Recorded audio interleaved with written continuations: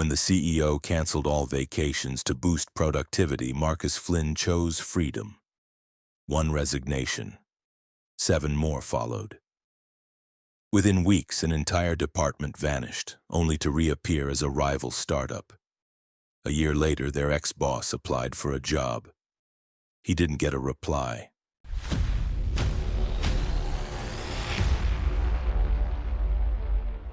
It was a Friday afternoon when the slap came, though it didn't hit my face. It hit deeper. 4 o'clock. The office lights buzzed overhead like always, too white, too sterile. My team of 12 was half zoned out, hunched over keyboards, caffeine already losing its grip. I was finishing a code review when the Slack ping came. All dev team, conference room B, now. No context, just that Darren-esque sense of urgency. We filed in like sheep into a sterile slaughterhouse. No smiles, just weary professionals. The projector hummed, a slide deck titled Quarterly Realignment already loaded. Darren stood near the front, pristine suit, watch that cost more than my car, that flat CEO smile like it was painted on. "Team," he began, fake warmth laced with caffeine arrogance. "Q3 is a make-or-break quarter. You've all been pushing hard, and I commend you for that." Commend. That word always meant he was about to gut something. "But," he continued, "to reach our targets, we need to shake things up, drive focus, prioritize delivery over distractions." Distractions. And then, like a bomb with the pin already pulled, he said it. "As of now, all scheduled vacations are canceled until the end of the quarter."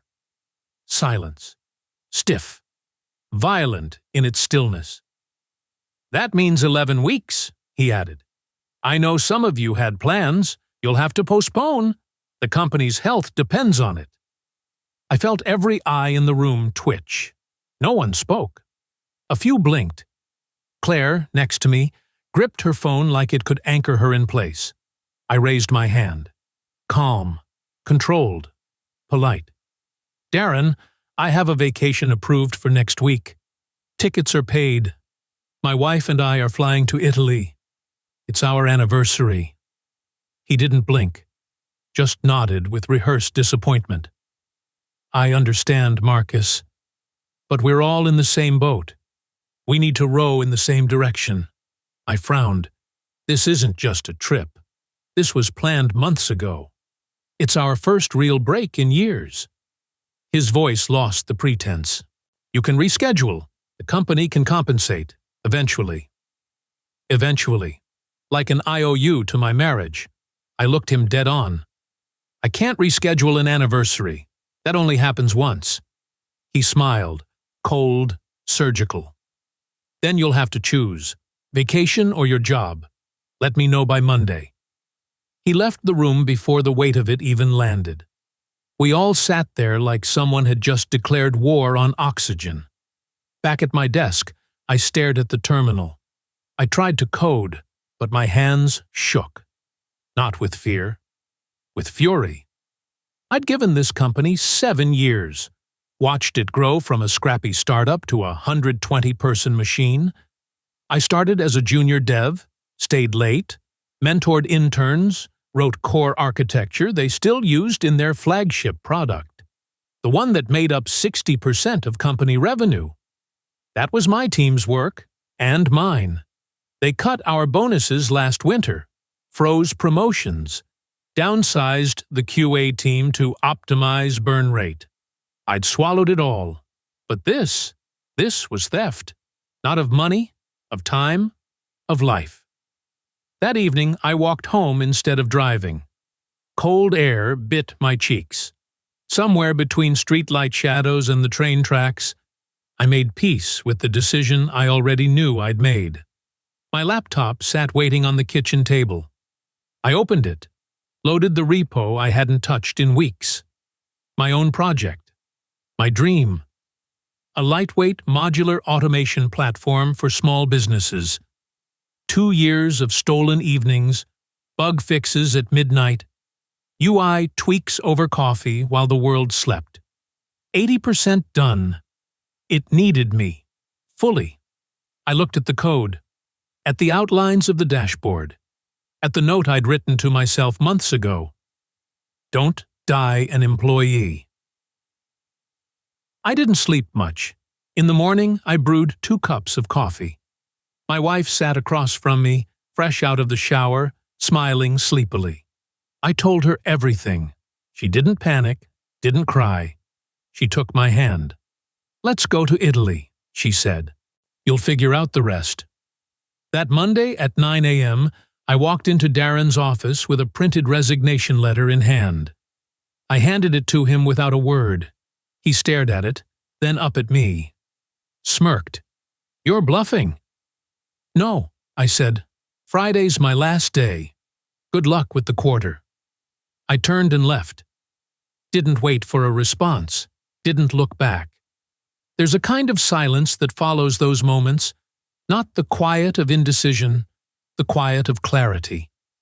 And damn, it felt good. I thought quitting would be the hard part. It wasn't. The hard part came after. The looks, the whispers, the silence that followed me through the halls like a shadow. I'd barely sat down at my desk after handing in my resignation when the first Slack message came in. "Is it true?" Then another. "You really leaving? What happened?" Then 12 more. By lunchtime, the entire floor knew. I didn't announce it, didn't make some dramatic farewell post. But the walls in that place had ears. And mouths. Darren didn't say a word. Not a speech, not a message to the company, not a mention in Monday's all hands. Just silence. As if he thought ignoring me would cancel the ripple. He had no idea what was coming. On Wednesday, Claire stopped by my desk. She didn't say much, just stood there, arms crossed, jaw set, like she was staring down a hurricane. "I handed mine in this morning," she said. "Thanks for going first." That made 2 of us. By Thursday, we were 8. No drama, no protests, just resignation letters, one by one, all quiet, all clean, all surgical. They were the backbone of my old team. Back-end engineers, DevOps, UX leads, QA lead. People with 10 years of experience and 0 patience left for Darren's games. People who knew what the company had been, and what it was becoming. Darren tried to play it cool. "Some attrition is expected," he said in a late-night email to management. "We'll weather it." That same day, someone forwarded me a Slack message from him to the remaining devs. It reeked of desperation thinly disguised as discipline. "No one is irreplaceable. The mission continues. Loyalty matters more than sentiment." That line stuck with me. No one is irreplaceable. Because the next day, my calendar filled with messages from clients and PMs asking how to reach someone who understands the core logic. Apparently, loyalty didn't debug production servers. And then there was Alan. Alan Vega was quiet. Brilliant, but quiet. We'd worked together for years, never one to speak out. I honestly didn't expect to hear from him. But late Thursday night, I got an email from an encrypted Proton address. Subject line, "Watch the domains." Attached, screenshots of internal Nexus Tech tickets showing that Darren had greenlit a marketing contractor to register domains suspiciously similar to my startup project's working name. Stuff like flynnos.io and 8 flynnsystems.tech, and even a laughably fake Flynn support Sanadigan site pointing to a 404. Beneath the images, Alan had written, "They're trying to squat you out of existence. Legal's drawing up some BS claim about IP overlap. They're hoping to block you before you surface. Thought you'd want a heads up." He signed it simply. "Stay sharp. Oh." I stared at the screen for a long time, not out of fear, but out of respect. I hadn't even launched yet, and Darren was already scrambling. I didn't reply. I couldn't. Not without putting Alan at risk. But I logged into my domain registrar that night and grabbed flynnsystems.com. With every protective variation I could think of. I bought 20 domains in total, just to be safe. Cost me a chunk, but cheaper than dealing with lawyers later. The next day, 3 more resignations came in. No warning, no notes. Just a quiet purge. Darren held a restructuring meeting. I didn't attend. Claire did, though. She messaged me after. He called us dead weight that didn't want to paddle.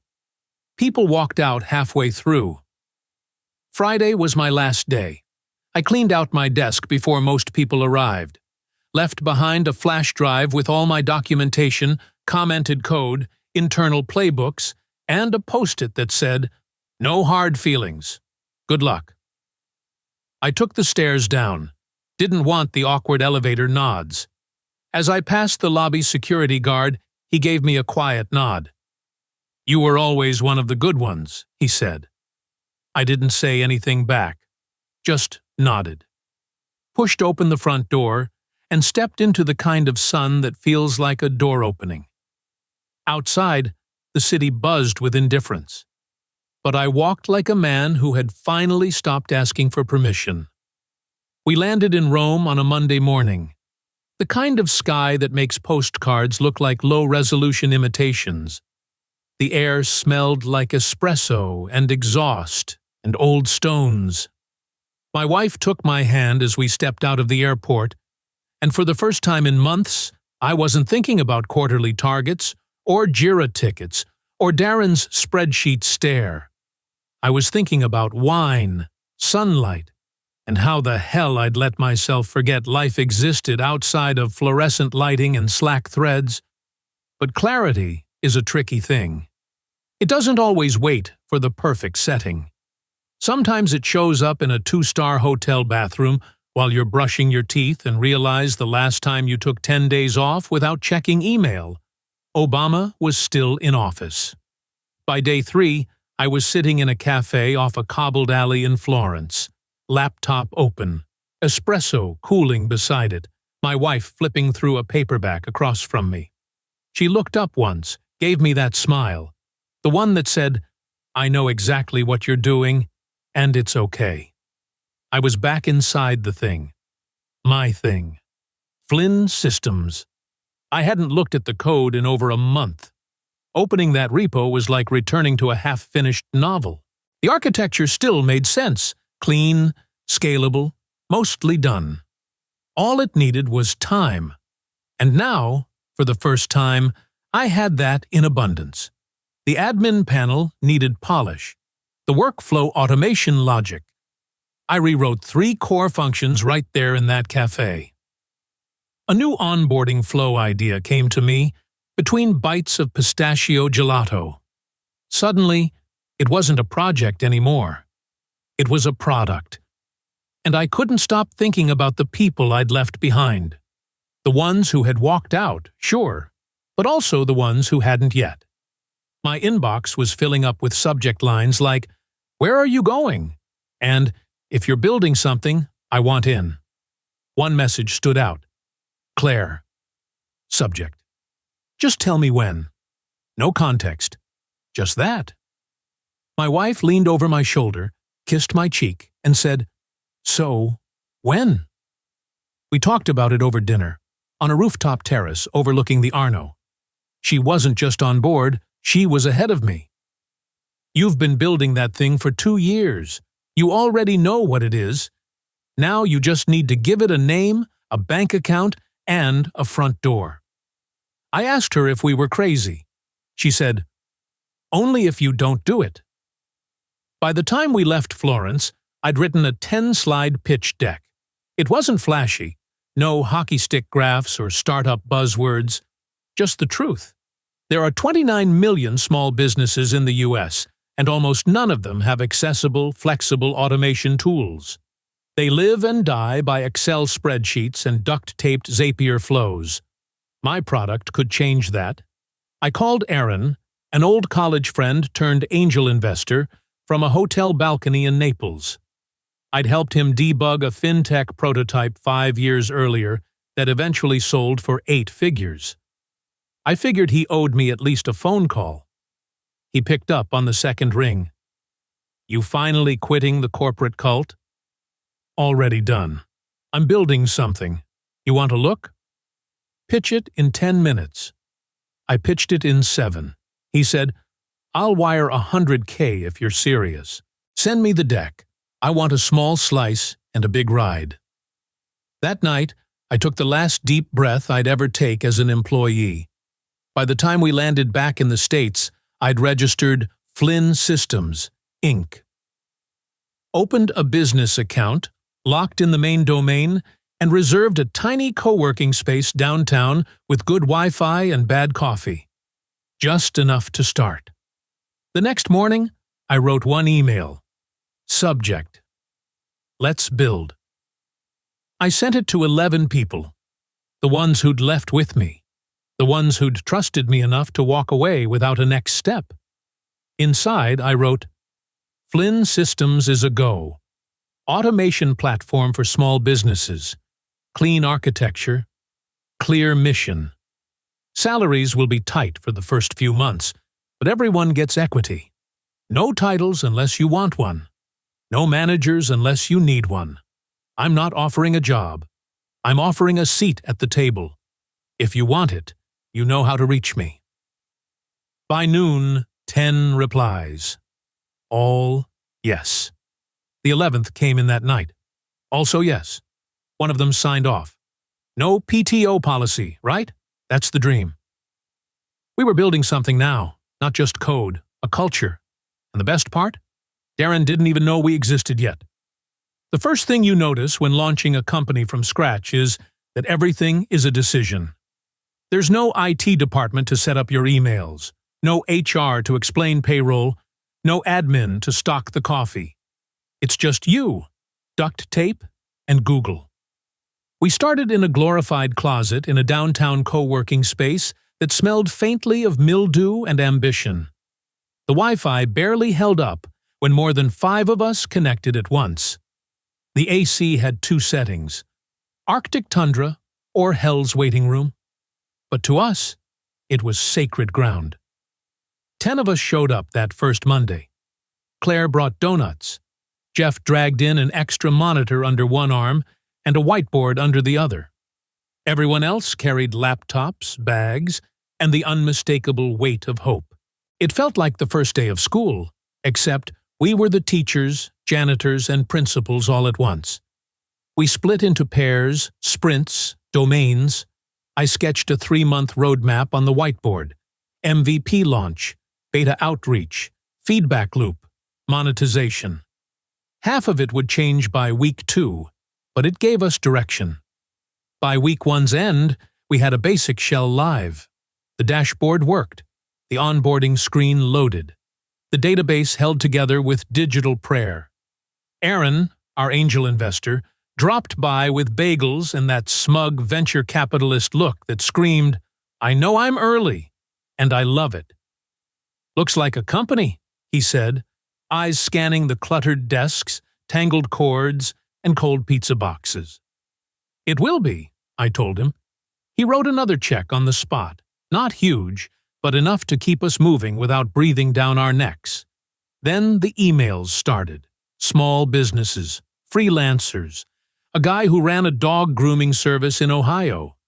People who'd stumbled onto our half-functioning site through a Reddit post Jeff had casually dropped in a thread. They were tired of stitching together automation with glue and hope. They wanted something clean, something sane, and we were building it. Then one night, I got a text from Alan. "They're watching. Just FYI. No details, just that. I didn't need more. Darren. I tightened our GitHub permissions, set up alerts on our domains, double-checked the Huawei's privacy settings. Something in my gut said this wasn't over. 2 days later, Jeff noticed something weird. "Dude," he said, spinning his laptop around, Someone launched a site called FlynnAutomation.net. See, same color scheme, same damn tagline. I stared at it, a low-effort landing page with no product behind it. But it mimicked our style enough to confuse someone not paying close attention. "That's not incompetence," Claire said. "That's sabotage." I knew who it was. I just didn't know what angle they were going for. Then came the legal notice. Our site went dark at 3:17 a.m. I got the alert, bleary-eyed in bed, blinking at the email from our hosting provider. "Your service has been temporarily suspended due to a DMCA claim citing patent infringement." Patent? We didn't even have a provisional filed yet. I was in the office before sunrise. Claire, Jeff, and 2 others were already there. Coffee brewing, screens glowing, panic humming under the surface. "What the hell is this?" Claire asked. I dug through the documents. The claim came from a company no one had heard of. Some Delaware LLC filed a week earlier. But their registered agent? A law firm Darren had used before? It was a shell. A ghost. A grenade with no pin and no fingerprints.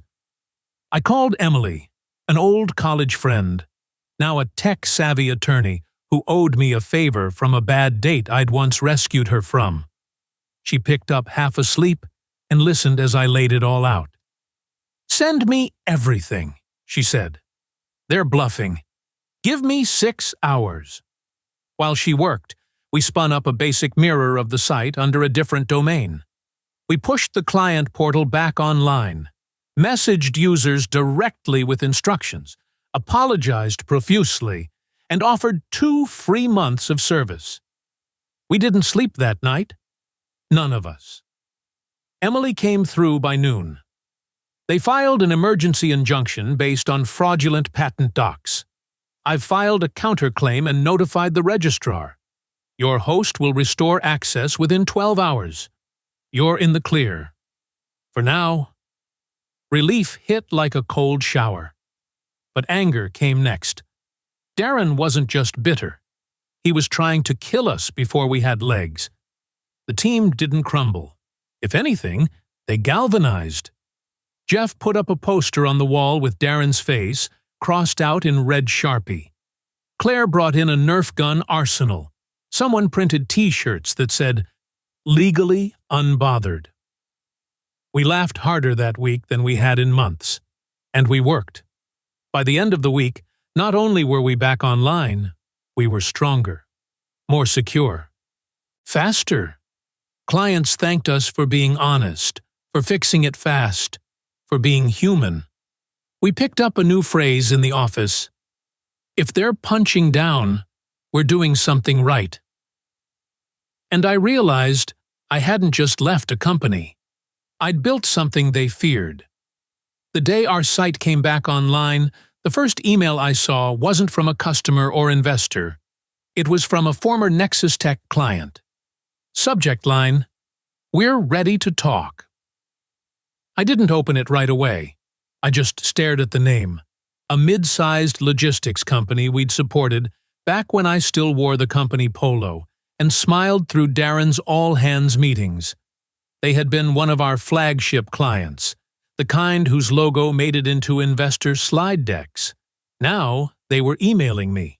They'd heard about Flynn systems, saw the downtime, read the apology email I'd personally written to our users at 3 in the morning. And they still wanted in. They weren't the only ones. By the end of the week, we had inbound messages from 4 more former Nexus Tech clients, all asking the same thing. Were we ready to scale? We weren't. Not yet. But we said yes, anyway. Because that's how startups survive. Not by being ready, but by being willing. Meanwhile, Nexus Tech was publicly bleeding. A leaked memo hit Blind claiming 3 major enterprise contracts were on hold or canceled. Internal chat logs surfaced. Angry employees, confused middle managers, junior devs who were pulled into fires they didn't understand and had no tools to extinguish. Then came the lawsuits. One of their enterprise clients sued for breach of SLA, delivery delays, unreliable support. Catastrophic internal failures was the phrase that made it into the legal brief. Claire read it aloud over lunch like it was a podcast episode. We applauded between bites of burritos. I wasn't dancing on their grave. Not exactly. But I'd be lying if I said it didn't feel like balance. Alan sent me a signal message. He's unraveling. Screamed at a stand-up. Called someone a replaceable cog. That wasn't news. Darren had always treated people like parts. But now, the machine was failing. 3 weeks later, someone forwarded me a screenshot from LinkedIn. Darren's profile was updated. Open to work. He was still technically CEO, but the scent of blood was thick. Investors weren't blind. The board wasn't deaf. And I knew the second he was no longer useful, they'd cut him loose like a damaged organ. While they spiraled, we launched. It wasn't flashy. No VC-funded rooftop party, no press release with fake testimonials. Just a product. The onboarding worked. The workflows clicked. The dashboard made sense. And small business owners, real ones, sent real money to use it. 500 paying customers in the first 2 months. From dog groomers to boutique marketing agencies, from family-run warehouses in Nebraska to digital consultants in Brooklyn. They needed automation that didn't require a PhD or a 6-month onboarding cycle. We gave it to them, and they told their friends. We weren't perfect. We missed bugs, released bad builds, spent too much on AWS and too little on sleep. But every customer we helped felt like a small rebellion against the system we left behind. Then, it happened. Business Tech Daily ran a headline. How an abandoned dev team built the product their old company couldn't. It wasn't just about us. It was about the gap we'd filled, the frustration we'd weaponized into innovation. They called me for a quote. I gave them one. Sometimes, the best thing a company can do for you is piss you off just enough to leave. They printed it, bold and centered. Darren tried to fight back. I heard through Alan that he'd called an emergency PR firm. Something about repositioning brand identity. But the damage was done. 3 months after our launch, Nexus Tech's board removed Darren by mutual agreement. A classic corporate exorcism. I didn't celebrate. We had code to push, clients to onboard. A new bug with the billing engine that Claire was already threatening to strangle. But that night, when I walked home from the office, I saw something strange. A billboard. One of those dumb, overpriced downtown spots. It had Nexus Tech's logo on it, still clinging to relevance. And under it, the slogan they'd used for years. Build bold. I smiled. We had, and they hadn't. The office was unusually quiet for a Thursday morning. Not in a bad way, in a settled way. Like a ship sailing steady for once, not weathering a storm. Claire was already at her desk, tapping away at our new billing system upgrade. Jeff was arguing with a calendar integration API like it had insulted his mother. The hum of keyboards and soft indie rock from the office speakers blended into a kind of peace I hadn't felt in years, probably. I poured myself some coffee. Actual decent stuff now, not the bitter sludge we'd started with. Perks of growing revenue. The mug was chipped, a gift from our first paying customer. I liked that it was imperfect. Earned. My inbox had the usual chaos. Feature requests. Meeting invites. An invite to speak at a small business tech summit in Austin. A LinkedIn message from a founder trying to poach Claire. Bold move. I was sorting through it all when I saw the subject line that made me stop mid-sip. From Darren Cox. Subject: Application for Director of Operations role. I stared at it for a few seconds, unsure if my brain had misfired. It hadn't. There it was, bold, unapologetic, like it belonged there. I didn't click it, didn't even hover my mouse. I just let it sit there, like a rat that had wandered into the break room. My stomach turned, not out of anger, out of disbelief. That he would dare. That he'd actually think there was a universe where this made sense. He hadn't written to apologize. That wasn't his style. If I had to guess, the email probably opened with something like, "I believe my leadership experience at Nexus Tech aligns well with your rapid growth trajectory." Probably some line about shared history or synergy. Maybe he'd even tried to spin the whole firing as a strategic departure. I clicked archive, then trash. Gone. I didn't need to read it. I'd already lived the version of Darren that mattered.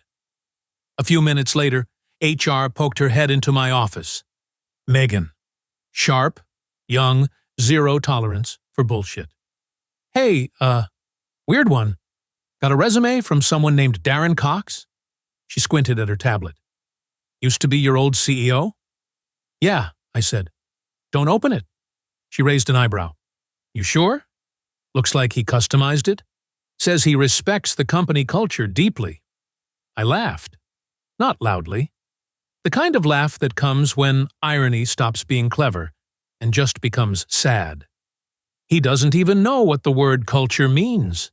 Definitely not ours. Megan shrugged. I figured. Just wanted to double-check. "You want me to reply or just delete it?" She smiled. "Thought so." As she turned to go, she added, "Honestly, ballsy move. Applying to the people he tried to crush." I didn't say anything for a moment, just looked back at my screen, where a customer was thanking us for helping them streamline inventory in their bakery chain. Another small win.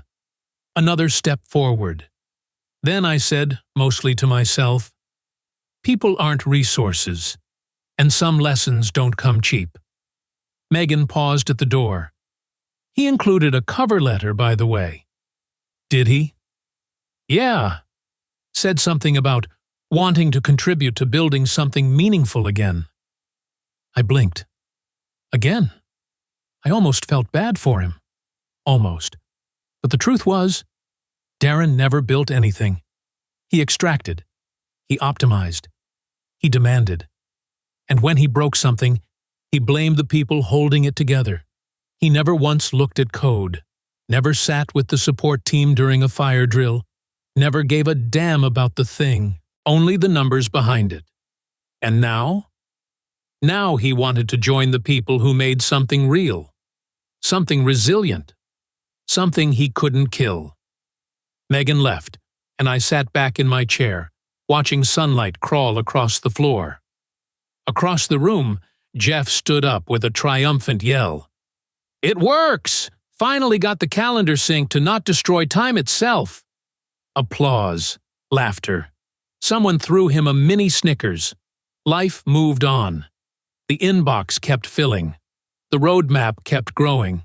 Our customers kept sending us little thank you notes, screenshots of time saved, revenue gained, stress reduced. We were building a product, sure. But more than that, we were building a company.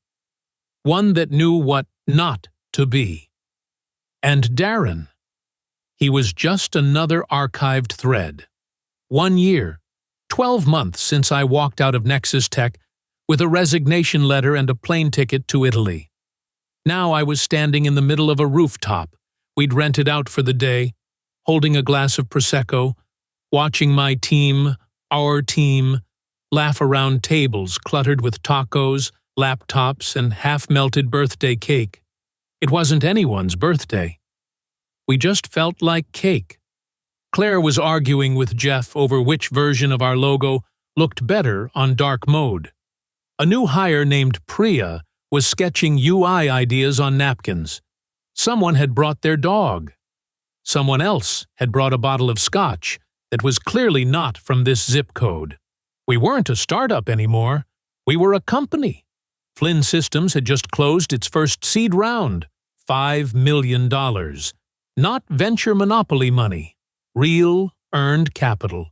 Our valuation was $20 million. That still felt insane to say out loud. $20 million. From a side project I wrote while drinking gas station coffee and quietly resenting my job. More importantly, every one of the original 11 was still here. No one had left. Not even Alan, who now ran our infrastructure like a magician with a caffeine addiction. At the party, I gave him a plaque. Nothing fancy, just a piece of polished wood with the words, "For seeing the iceberg before the ship sank." He laughed, said he didn't need it, but he didn't let go of it all night. Megan, our HR lead, had organized the whole event. There were balloons. There was a massive red circle drawn on a calendar near the bar. Next week, mandatory company vacation. Underlined twice. That got the loudest cheer of the day. We had a real office now, 2 floors, natural light, cold brew on tap, quiet phone rooms, even a nap pod that nobody used but everyone bragged about to their friends. But this rooftop? This was home for the night. At some point, someone yelled, "Speech!" I tried to duck it, but too late. The chants started. I stood up on a chair, glass raised. My voice wasn't perfect. I didn't rehearse it. 1 year ago, someone told me to choose, vacation or work. We chose both, but on our terms. Laughter, applause, a few hell yeahs. I scanned the faces, people who had trusted me before anything was real, who'd followed me out of a burning building and helped build something better. I lowered the glass. To all of you, the believers, the builders, the troublemakers, the ones who walked away when it was hard, not because they were weak, but because they knew their worth. Pause. One last line. And to every boss who ever said we were replaceable, cheers. We drank. Later that night, Claire nudged me. "You hear the latest?" she said, grinning like someone with a secret. "What?" "Nexus Tech got sold last week. Acquisition deal. Pennies on the dollar. Darren's now a freelance business consultant." I raised an eyebrow. "Freelance, huh?" "Yeah. LinkedIn says he's empowering startups to scale responsibly." We both nearly choked on our drinks. Inside our office, next to the team photo wall, hung a single sheet of paper. Framed. My original resignation letter. Faded a bit now, but still legible. Below it, etched into the frame, just 6 words. "This is where it started. Thanks." This story isn't just about quitting a toxic job. It's about reclaiming control over your time, your value, and your identity. It's a masterclass in quiet rebellion and how that rebellion can become revolution. When Marcus was forced to choose between his anniversary vacation and his job, the decision went far beyond HR policy. It cut into something deeply human, the right to live a life outside of work. But how many of us would have chosen what he did? How often do we say yes to toxic expectations just to keep the peace, to not seem difficult? Darren, the CEO, didn't just cancel PTO. He publicly asserted dominance over his team's personal time and expected loyalty in return. His fatal flaw wasn't arrogance. It was his belief that no one would push back. That loyalty could be extracted, not earned. But Marcus did push back, not with protest, but with precision. His resignation was clean, calm, and unshakable. And that act of individual resistance, it became contagious. One by one, his team followed, not with drama, but with decisions, with clarity. How many companies underestimate the ripple effect of disrespect? When Claire said, "Thanks for going first," it spoke volumes. Many want to leave, but few want to be the first to jump. Would you have gone first, or waited for someone else to risk it all? The story's genius is in how it tracks Marcus's evolution, not from employee to entrepreneur, but from suppressed builder to empowered leader. Flynn Systems isn't just a company, It's the anti-Darren. It's what happens when creators finally stop asking for permission to create. Darren's eventual fall, the fake domains, the legal sabotage, the desperate job application, isn't just ironic, it's poetic. The man who tried to block innovation ends up begging for a place in the very thing he tried to destroy. This story teaches us that workplaces don't own your loyalty, they earn it. And when they stop earning it, walking away isn't weakness, it's wisdom. Sometimes, the most revolutionary thing you can do is simply say, "No, not like this."